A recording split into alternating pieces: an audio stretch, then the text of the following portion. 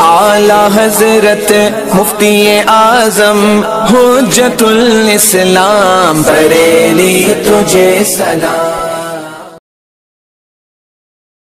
السلام علیکم ورحمۃ اللہ تعالی وبرکاتہ۔ مرکز اہل سنت جامعہ رضویہ منظر اسلام کے یوٹیوب چینل ہم سبق درس نظامی میں آپ کا خیر مقدم ہے۔ پیارے بچوں، آپ میں سے جنہوں نے اب تک ہمارے چینل کو سبسکرائب نہیں کیا ہے وہ ضرور سبسکرائب کر لیں اور اپنے ساتھیوں سے بھی شیئر کریں اور بیل آئیکن بھی ٹچ کر دیں تاکہ ہر اپلوڈ کی نوٹیفیکیشن آپ تک پہنچ سکے، اور اپنے ساتھیوں سے بھی شیئر کریں اور بات پسند آئے تو لائک بھی کریں۔ اب آپ کو جامعہ رضویہ منظر اسلام کے ایک اہم اور ماہر استاذ حضرت مفتی محمد قمر صاحب آپ حضرات کے روبرو ہوں گے۔ وہ آپ کو تلخیص المفتاح جو بلاغت کی ایک مشہور ترین کتاب ہے وہ پڑھائیں گے۔ آپ حضرات ان سے غور سے سنیں اور اپنی کتاب کو یاد کریں۔ بسم اللہ الرحمن الرحیم ومنها النهی وله حرف واحد وهو لا الجازمة في نحو قولك لا تفعل۔ انشاء طلبی کی ایک قسم ہے نہیں کے لیے صرف و صرف ایک ہی حرف ہے، اور وہ کیا ہے؟ لا جازمہ۔ جیسا کہ آپ کہیں لا تفعل، تو مت کر۔ نہیں کا بھی معاملہ امر کی طرح ہے، یعنی کہ جس طریقے سے امر میں استعلا ہوتا ہے اسی طریقے سے نہیں میں بھی استعلا ہوتا ہے، بس فرق اتنا ہے کہ وہاں پر طلب ہوتی ہے اور یہاں پر ترک طلب، یہاں پر ترک طلب یا جناب والا کف طلب ہوتی ہے، یا یعنی وہاں پر کسی کام کرنے کو طلب کیا جاتا ہے اور یہاں پر کام نہ کرنے کو طلب کیا جاتا ہے، کام نہ کرنے کو طلب کیا جاتا ہے، یا کام سے رک نہ طلب کیا جاتا ہے، کام سے رک نہ طلب کیا جاتا ہے۔ اس لیے کہ نہیں کے تعلق سے تم نے پڑھا ہوگا کہ نہیں کی تعریف بعض حضرات نے یہ کی ہے کہ نہیں کہتے ہیں ترک فعل کو طلب کرنا، یعنی فعل کے نہ کرنے کو طلب کرنا۔ اب بعض حضرات نے نہیں کی تعریف کیا کی ہے؟ کف فعل، کف کا معنی آتا رکنا، یعنی فعل سے روکنے کو طلب کرنا، فعل سے روکنے کو طلب کرنا۔ بہرحال نچوڑ دونوں کا ایک ہی نکلتا ہے، لیکن دونوں میں فرق نکل کے یہ آئے گا کہ ترک کا مطلب کیا ہے؟ نہ کرنا، یہ آدمی ہوا، اور کف کا مطلب رکنا، یہ وجودی ہوا۔ بس اتنا فرق ہوا وجودی اور آدمی اعتبار سے، لیکن ماحصل ایک ہی ہے۔ سمجھ گئے؟ نہ کرنے کا مطلب بھی ہے فعل کو نہ کیا جائے، اور رکنے کا مطلب بھی کیا ہے؟ فعل کو نہ کیا جائے۔ وَمِنْهَا النَّهِيُّ انشاء طلبی کی ایک قسم ہے نہیں وَلَهُ حرف واحد، اس کے لیے صرف ایک ہی حرف ہے، وَهُوَ لَا الْجَازِمَةُ، اور وہ کیا ہے؟ لا جازمہ، جیسے کہ آپ کے قول لا تفعل میں وَهُوَ كَالْأَمْرِ فِي الْإِسْتِعْلَاء، نہیں کا معاملہ امر ہی کی طرح ہے قائم استعلاء میں، وَقَدْ يُسْتَعْمَلُ فِي غَيْرِ طَلَبِ الْكَفِّ أَوِ التَّرْكِ، تو نہیں کائے کے لیے آتا ہے جناب والا، یا تو طلب کف میں استعمال ہوتا ہے یا پھر ترک فعل میں استعمال ہوتا ہے۔ اب دونوں ہی تعریف کے اعتبار سے یا تو جناب والا نہیں کا استعمال قائم ہوگا طلب کف میں، طلب کف میں، یا پھر جناب والا ترک فعل، ترک فعل میں۔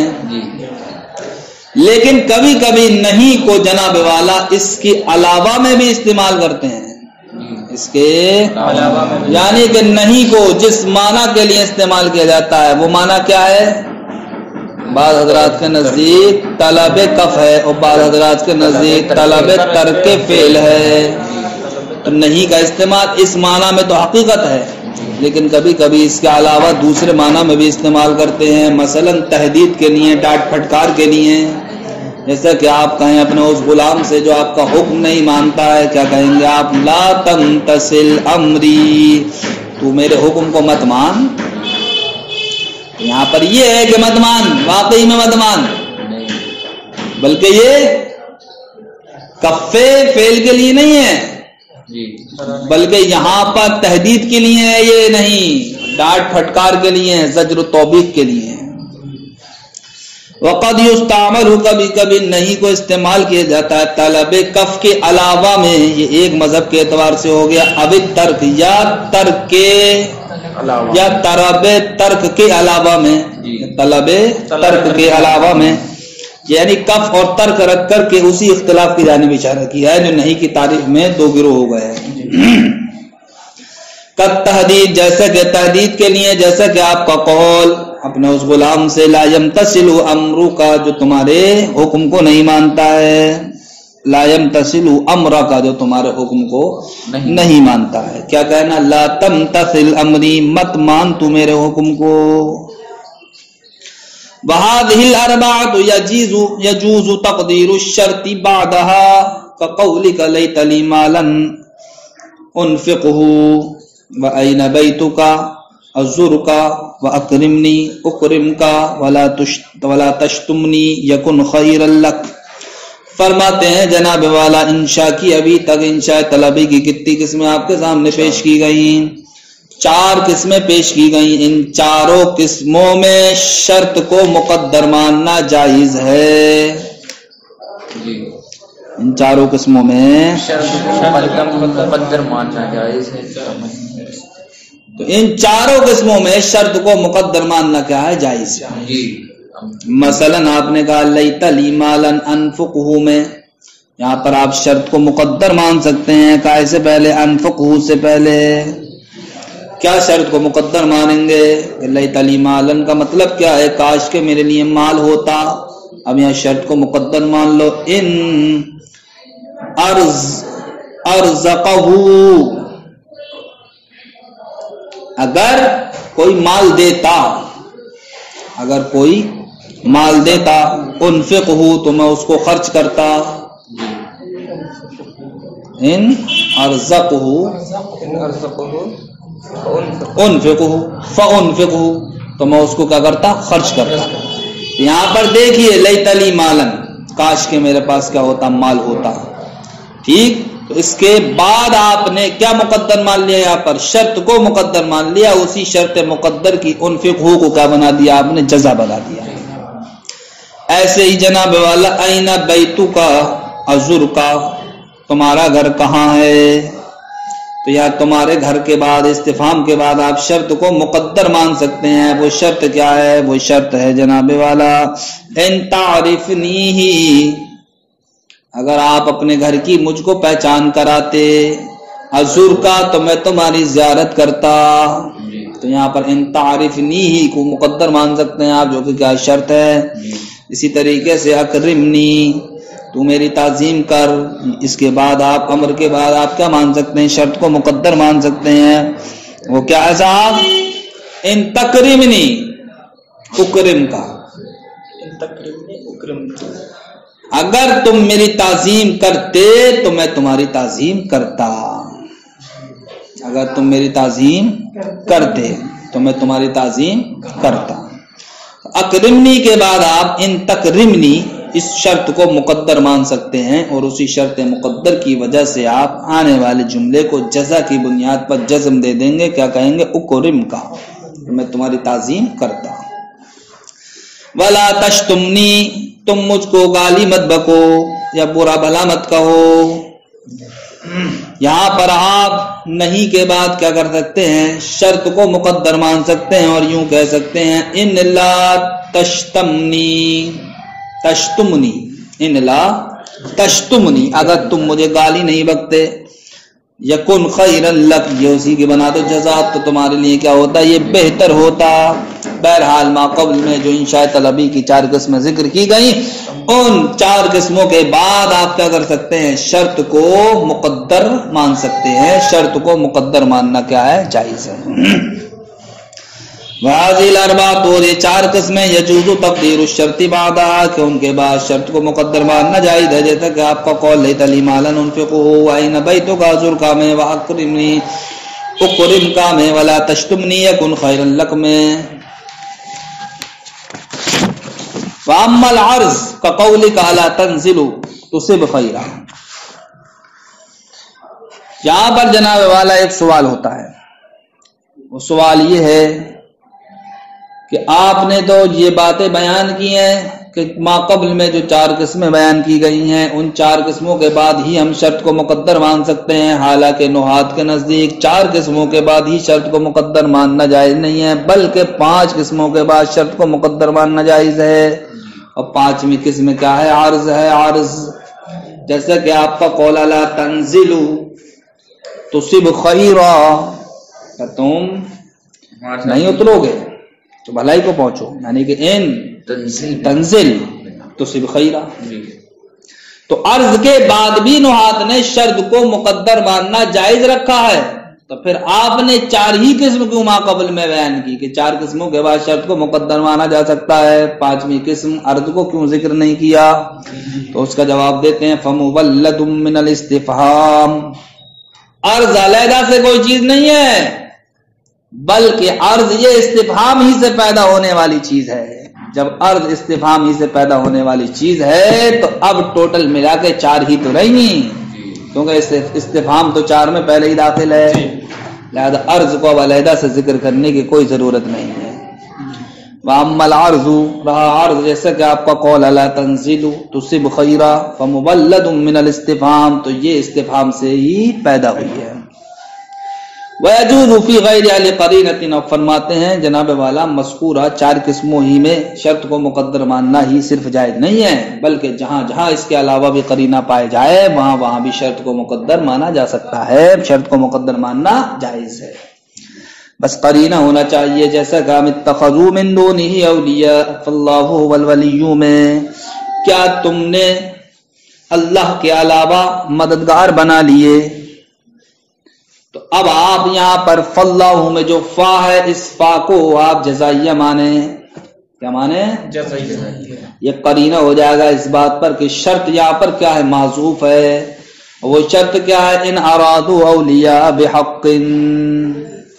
اب اصل عبارت ہوگی ام اتخذوا من دونہ اولیاء ان ارادوا اولیاء بحق فاللہ هو الولی.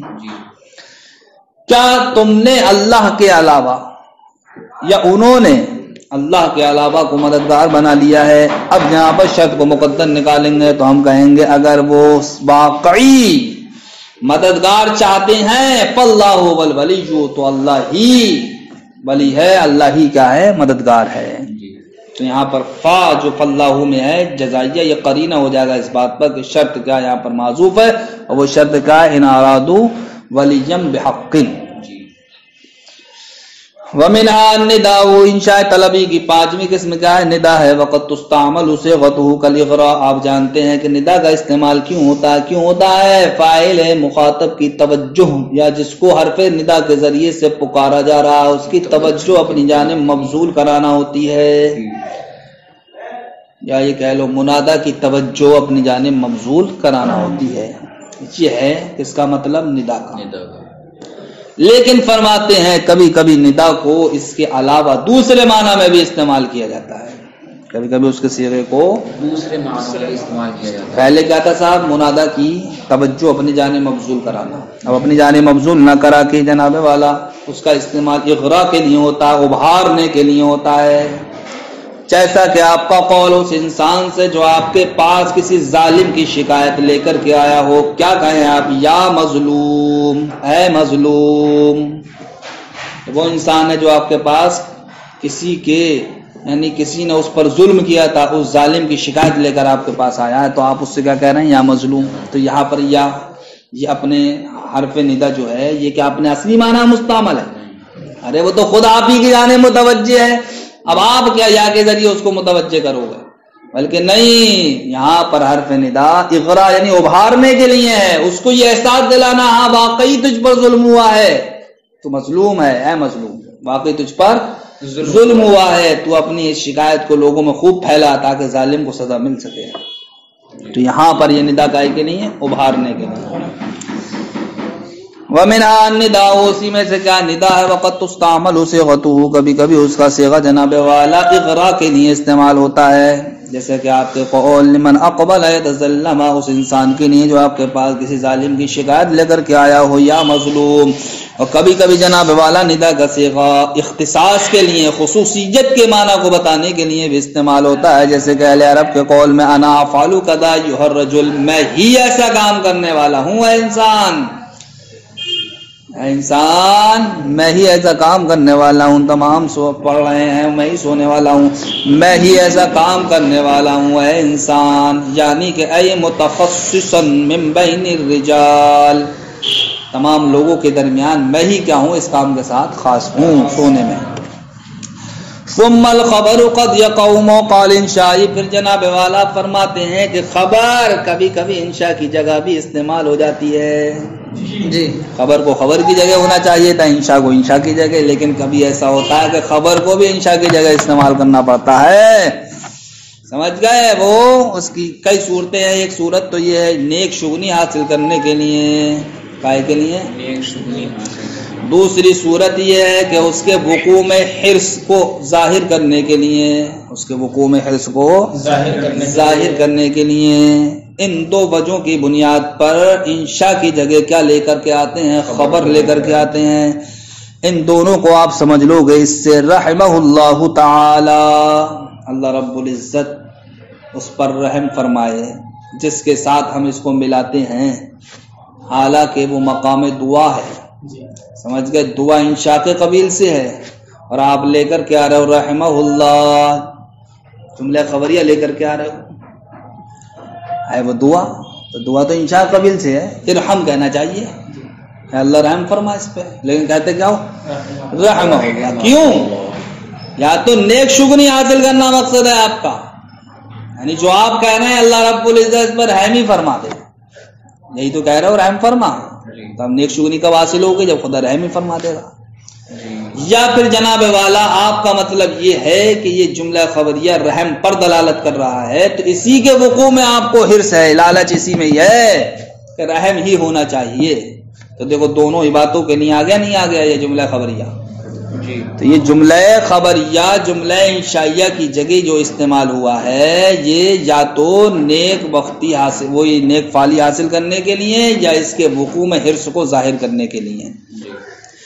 پھر خبر کبھی کبھی انشاء کی جگہ میں استعمال ہوتی ہے، یا تو نیک شگنی حاصل کرنے کے لیے، او اظہار الحرص فی وقوعہ، یا جناب والا اس کے وقوع میں حرص کو ظاہر کرنے کے لیے، جیسے کہ گزر گیا والدعاء بصیغۃ الماضی من البلیغ، اور صیغہ ماضی کے ساتھ دعا کرنا یہ کلام بلیغ میں سے ہے، جیسے کہ مصنف کا قول رحمہ اللہ تعالی یحتملہما، اب آیا اس کا تعلق اوپر سے، یہ رحمہ اللہ تعالی جملہ دونوں ہی باتوں کا احتمال لگتا ہے، للتفاعل یعنی کہ نیک شگنی کا بھی احتمال لگتا ہے، اول اظہار الحرص فی وقوعہ اس کا بھی احتمال لگتا ہے، اول الاحتراز عن صورت الامر، یا پھر جناب والا انشاء کی جگہ پر آپ خبر لے کر کے آ رہے ہیں. کیوں؟ اس لیے کہ امر کی صورت سے اعتراض کرنا چاہتے ہیں، بچنا چاہتے ہیں امر کی صورت سے، اس لیے کہ جناب والا اپنے استاد سے یار حکم کی صورت میں تھوڑی کچھ کہو ہے، اب وہاں پر تو جناب والا اس چیز کو خبر کی صورت میں بدل کے لاؤ گا، نہیں لاؤ گا.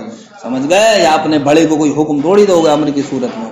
تو اب آپ یہاں پر امر کی صورت سے بچنا چاہتے ہیں، اس لیے آپ بچیں گے کہتے ہیں، یا تو امر کی صورت میں کلام پیش کرو گے، یا پھر خبر کی صورت میں. یار انشاء نہیں پیش کر سکتے تو پھر خبر کی صورت میں پیش کرو گے. تو بچاؤ کا یہی حل ہے کہ اب خبر کی صورت میں کلام پیش کیا جائے. یا جناب والا مخاطب کو مطلوب پر ابھارنے کے لیے، مخاطب کو مطلوب پر ابھارنے کے لیے، وہیں طور کہ مخاطب ان میں سے ہو جو اس بات کو پسند کرتا ہو کہ طالب جھوٹا نہ ہو جائے.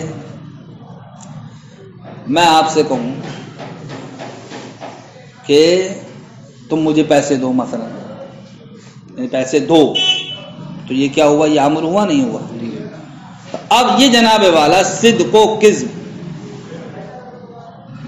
یا میں کہنا ہوں پیسے دو، تو ہو سکتا ہے آپ نہ دو، تو میں طلب کرنے والا ہوں، میں طالب ہوا، اور آپ کیا ہوئے؟ مطلوب. ٹھیک، اب آپ نہیں دو گے تو میں جھوٹا ہو جاؤں گا یا نہیں ہو جاؤں گا؟ لیکن اب آپ چاہتے ہیں کہ یہ انسان جو مجھ سے طلب کی امید لگا ہوئے ہے، جو طالب ہے، یہ جھوٹا نہ بن سکے. اب آپ کیا کریں گے؟ تو اب انشاء کی صورت میں کلام نہیں کریں گے، بلکہ یہ کہیں گے آپ تو مجھے پیسے دیتے ہی ہیں، آپ تو مجھے پیسے دیتے ہی ہیں، حالانکہ دیے نہیں کبھی، لیکن آپ نے اس چیز کو کہ تم مجھے پیسے دو، اس کلام انشاء کو کائے سے بدل دیا؟ خبر سے بدل دیا۔ کیوں؟ ابھارنے کے لیے، یعنی کہ جب میں نے ان کے لیے یہ کہا آپ تو مجھے پیسے دیتے ہی ہیں، تو اب ہو سکتا ہے پھول جائیں، ابھر جائیں اس بات پر۔ کیوں؟ اس لیے کہ یہ ان میں سے ہے، یہ نہیں چاہتے کہ میرا طالب کیا ہو جائے، جھوٹا بن جائے۔ سمجھ گئے؟ تو کبھی کبھی یہ بھی صورت ہوتی ہے کہ مخاطب کو مطلوب پر محمول کرنے کے لیے، سمجھ گئے، کلام انشاء کی جگہ کیا لے کر کے آتے ہیں؟ کلام خبر لے کر کے آتے ہیں۔ او لحمل المخاطب علی المطلوب، یا جناب والا مخاطب کو مطلوب پر معمول کرنے کے لیے، بہی طور کہ ان یکون ممن لا يحب، مخاطب ان میں سے ہو جو پسند نہیں کرتا ہو، ان یکذب، اس بات کو کہ طالب کیا ہو جائے، جھوٹا ہو جائے۔